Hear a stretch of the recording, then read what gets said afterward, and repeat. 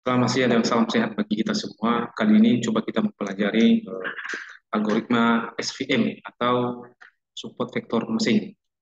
Algoritma SVM adalah merupakan salah satu algoritma dalam machine learning, di mana merupakan bagian dari supervision machine learning atau bagian dari pembelajaran terbimbing. Kenapa termasuk pembelajaran terbimbing? Karena data yang digunakan dalam SVM atau support vector mesin adalah data yang memiliki kriteria dan juga memiliki kelas atau label atau decision attribute.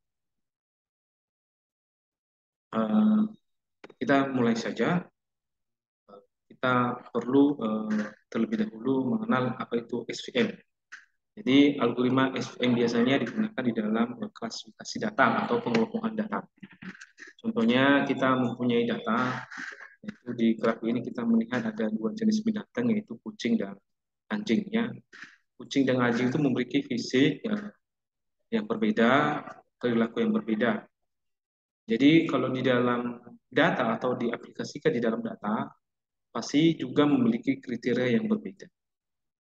Baik dari segi fisiknya, dari tingginya, dari panjangnya, dari perilakunya, dan lain sebagainya. Sehingga kalau misalnya uh, divisualisasikan datanya di dalam bentuk grafik, maka sudah dipastikan datanya seperti ini. Untuk datanya seperti ini, yaitu ada kelas kucing dan ada juga di bawah ini kelas anjing. Jadi eh, kelas pertama dengan kelas kedua ini itu memiliki pembatas ya, pembatas yang disebut dengan garis hyperplane.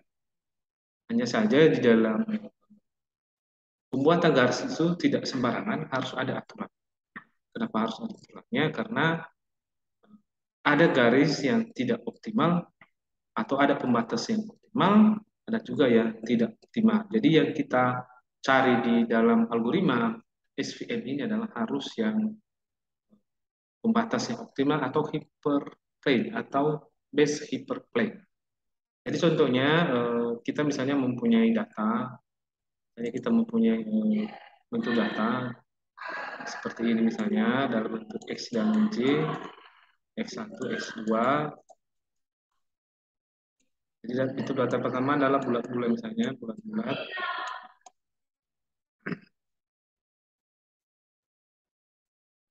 Bentuk yang kedua adalah titik-titik.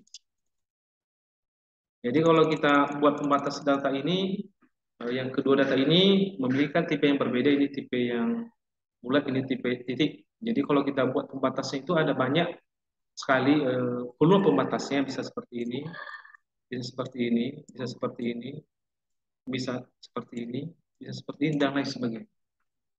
Ada banyak sekali hyperplane yang bisa terjadi. Hanya saja tidak semua hyperplane tersebut optimal. Ada yang tidak optimal, ada yang optimal. Jadi yang kita cari itu adalah mana satu garis pembatas yang paling optimal.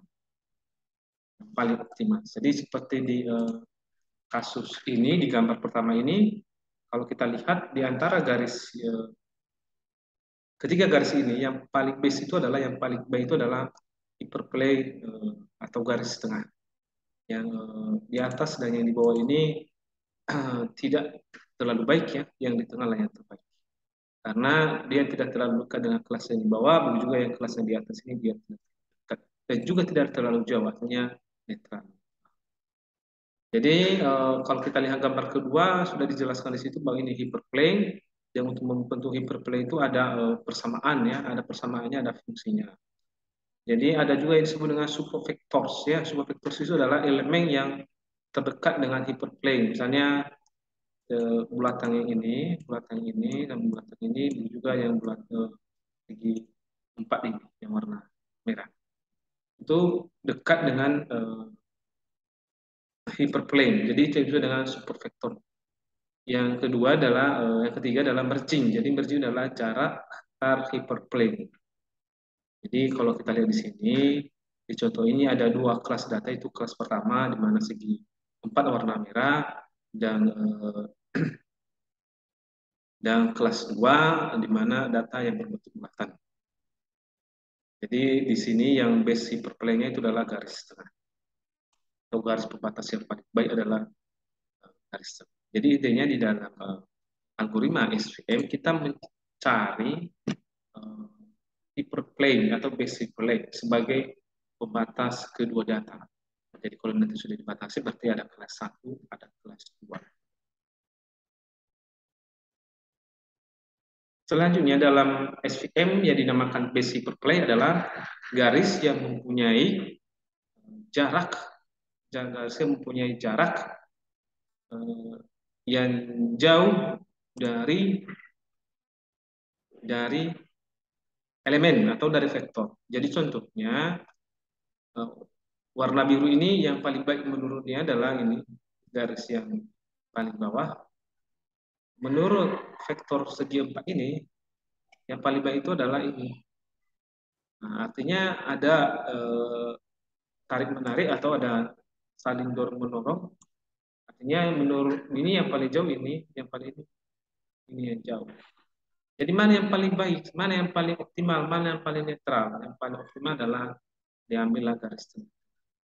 Jadi itu disebut dengan optimal interplay atau basic. Nah, kalau seperti ini kasusnya itu gampang sekali. Tapi coba kalau misalnya datanya dalam bentuk seperti ini, misalnya X1, X2, X1. Jadi datanya misalnya ada seperti ini dan tidak beraturan ya, misalnya tidak beraturan. Ada juga data berbentuk titik-titik. Jadi tidak beraturan lah misalnya. Ini tidak beraturan. Nah, juga data beraturan. Nah, jadi kalau seperti ini aja, bagaimana membuat hyperplane-nya? Ada banyak jenis hyperplane yang boleh terjadi, bisa seperti ini, dan juga seperti ini, nah, juga seperti ini, ada banyak sekali. Nah, jadi kalau seperti ini kasusnya, juga susah lah kita membuat hyperplane-nya secara langsung atau secara linear. Seperti ini kan gampangnya karena ya kita ambil aja nanti. Tapi kalau seperti ini kan sulit, karena datanya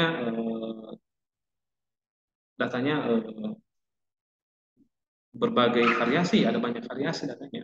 Tidak berbentuk garis lurus ya, atau eh, tidak teratur ya. Ini kalau ini kan tidak teratur. Jadi makanya perlu kita algoritma SVM untuk memastikan mana pembatas antar data atas kelas 1 dengan kelas. Selanjutnya, contoh. Jadi kita contohnya ini adalah datanya sangat sangat sedikit, yaitu hanya 4 data, di mana variabelnya itu ada dua, yaitu X1 dan X2 dan kelasnya Y. Jadi di mana X1 isinya itu 1, 1, minus, minus 1. X2 adalah 1, minus 1, 1, minus 1. Kelasnya X1, minus, minus, minus 1. Jadi kalau kita di dalam visual kita buat seperti ini garis X2, ini garis X1 ya. Jadi kalau X1, X2 maka ini titiknya. Kalau 1 dengan minus 1, ini titiknya. Minus 1 dengan 1, ini titiknya. Minus 1 dengan minus 1, ini titiknya.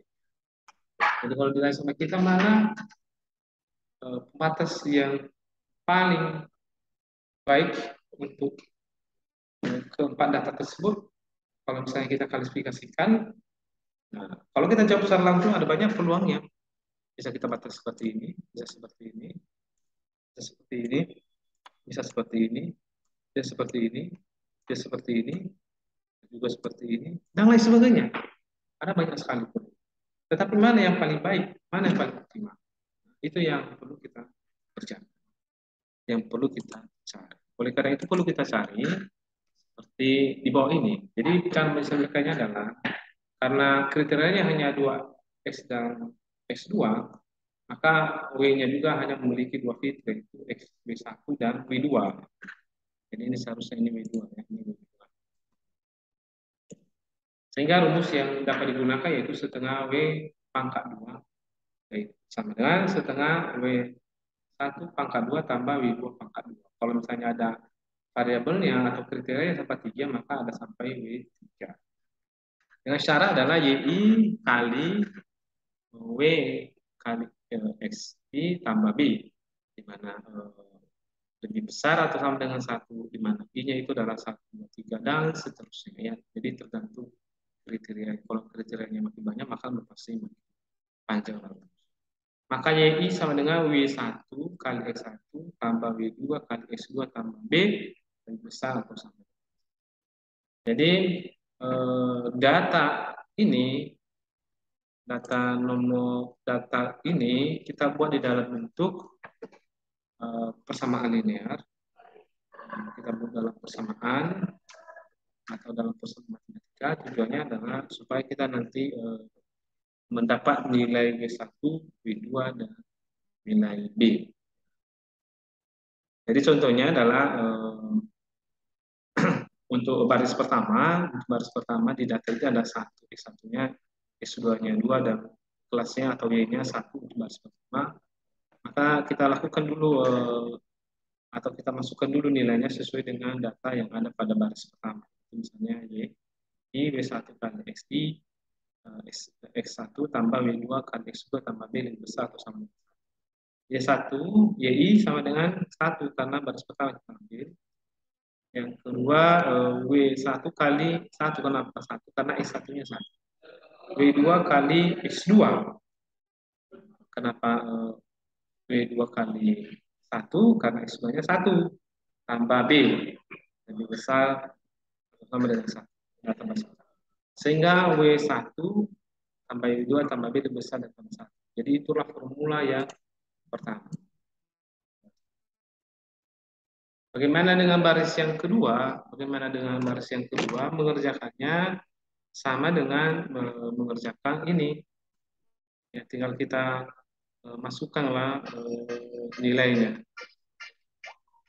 Jadi kita masukkan nilainya. Contohnya adalah seperti ini. Contohnya kita cobalah kerjakan nomor baris kedua ini ya. Data di mana S1-nya 1, S2-nya minus 1, dan kelasnya minus 1. Maka kita buat dalam bentuk persamaan. Jadi kita buat di sini misalnya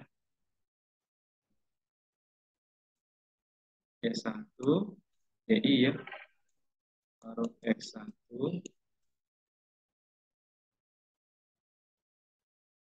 W1, 1 kali S1 tambah W2 kali S2 tambah B lebih besar atau sama dengan 1. Jadi Y1-nya sama dengan, nah berapa tadi Y1-nya itu minus ya, minus.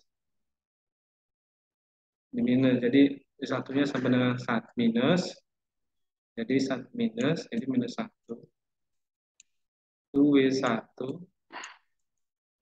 S1-nya tadi di baris kedua itu 1.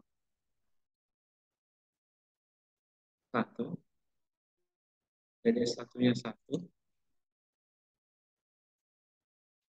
tambah W2, S2-nya tadi minus. Berarti minus 1.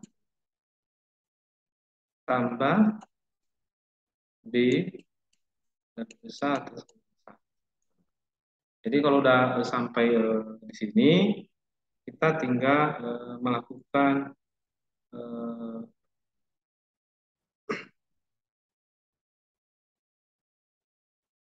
kita tinggal melakukan perkalian ya, kita lakukan perkalian ke dalam ke dalam B-nya ya, dalam B-nya contohnya di sini berarti minus 1, W1 kali 1 berarti tetap W1-nya tambah W2 kali minus 1 berarti berubah ini jadi,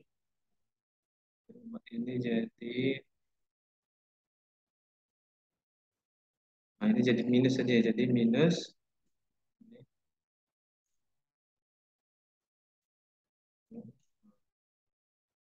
ini jadi minus W2 2 tambah B. Lebih besar atau sama dengan 1. Seterusnya tinggal dikalikan 1. Yaitu tinggal dikalikan minus 1, yaitu minus 1 kali W1 berarti minus W1. Minus 1 kali minus W2 berarti plus ya, jadinya plus W2 baru 1 minus 1 dikali B berarti minus B. 1 itu lebih besar. Jadi ini hasil, ini persamaannya. Jadi sama dengan nomor 2. Jadi begitulah seterusnya untuk persamaan ketiga dan keempat. Seterusnya adalah kita mencari nilai W1, W2, dan nilai B dari persamaan tersebut. Jadi ada banyak cara yang kita lakukan untuk mencari nilai tersebut ya. Bisa melalui substitusi, bisa melalui eliminasi juga, bisa melalui rumus Gauss-Jordan ya. Tapi yang sederhana aja kita pakai substitusi. Yang penting kita dapat memperoleh nilai W1-nya, W2, dan nilai B-nya. Cara substitusinya ya bebas ya. Bisa kita nilai bersama pertama kedua digabung, 1 ke 3 atau 2 3, 1 4 dan seterusnya. Yang penting nilai W-nya itu dapat kita peroleh. Jadi dalam penyelesaiannya adalah bersama 1 dan 2 digabungkan, dilakukan proses penambahan.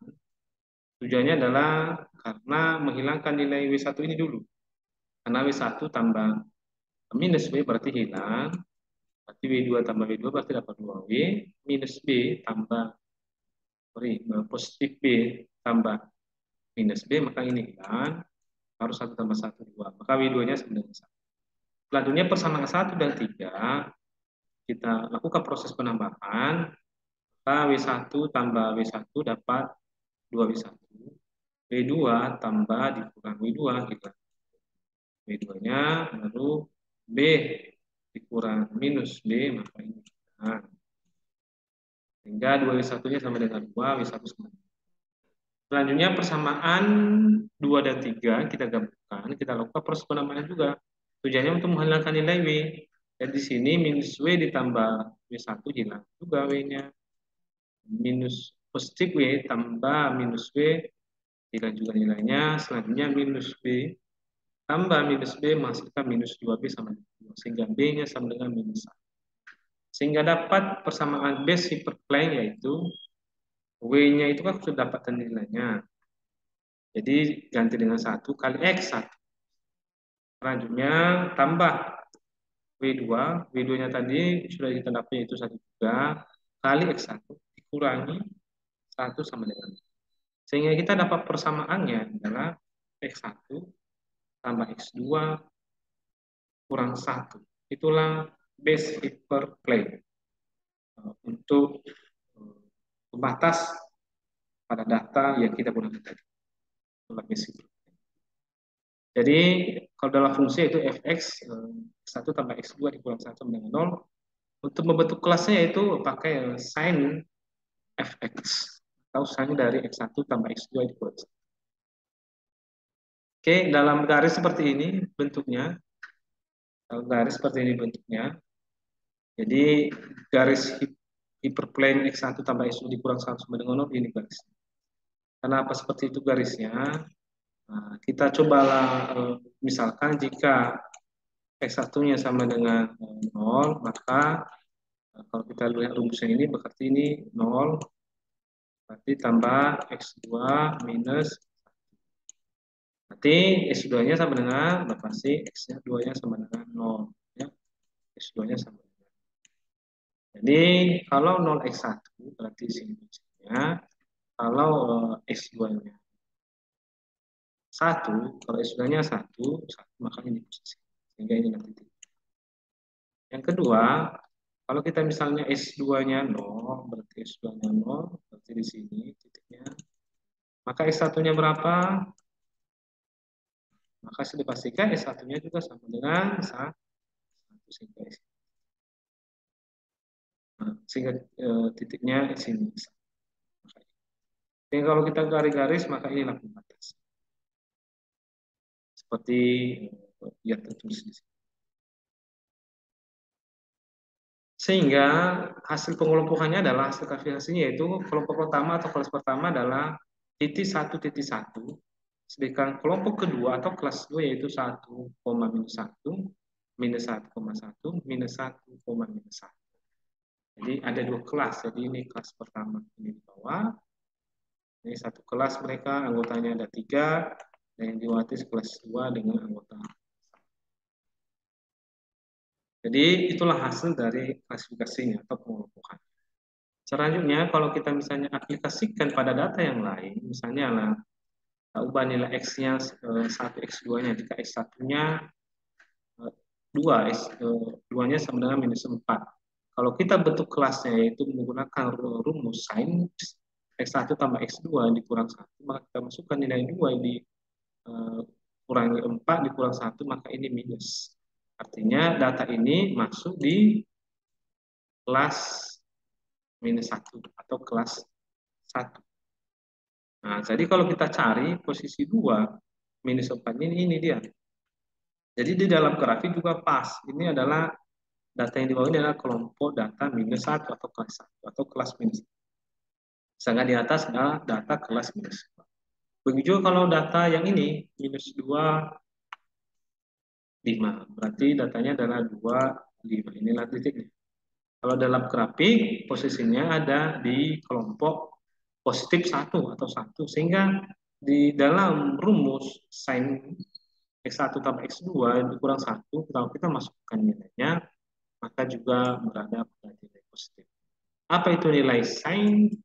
Nilai sin itu adalah nilai di mana kalau nilai proses perhitungannya, perkaliannya, atau apapun itu, kalau nilainya di atas 1, maka minus 1, maka positif 1.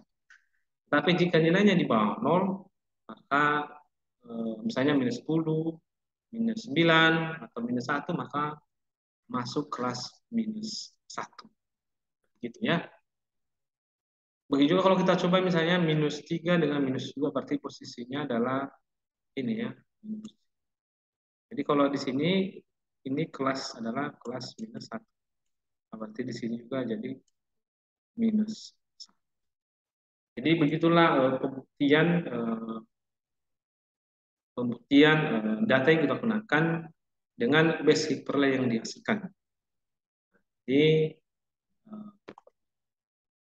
Jadi terbukti bahwa X1 tambah X2 kurang 1 merupakan base hyperplane pada data yang kita gunakan. Untuk apa sih algoritma SVM atau metode SVM?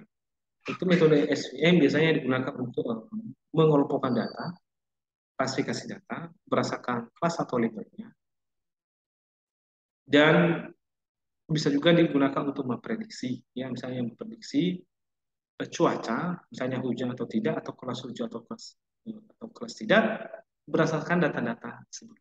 Jadi dalam SVM kita bisa mengelompokkan sesuatu itu, kita bisa memprediksi sesuatu berdasarkan data-data sebelumnya. Jadi sekian penjelasan saya di dalam algoritma SVM. Kurang lebih saya mohon maaf. Sekian. Terima kasih. Thank you. Maluyate. Buju. Sawagele. Sia-sia. Arigatou gozaimasu. Gamsahamnida. Selamat siang dan salam sehat bagi kita semuanya. Terima kasih.